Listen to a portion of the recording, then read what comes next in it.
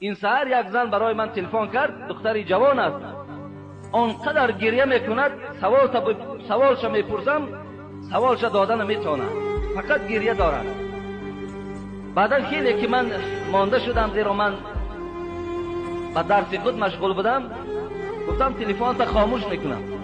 بعدا گفتن که الحال همین سحر من با مادر خود جنجال شدم و وی بر من دعا کرد که خدا از عمرت برکت نیابی. دوستان عزیز، همین دعای مادر آنقدر مرا در تشویش گذاشته است که همین جهان برای من تاریک شده است. من به دلم گفتم باور کن، خوش به حال خواهر عزیز که این دعای بدی مادر که تو را در تشویش افتاده باشد، تو خواهری با ایمان هستی، تو دادر ایماندار هستی که دعای پدر و مادر بدش تو را ناراحت میکنه.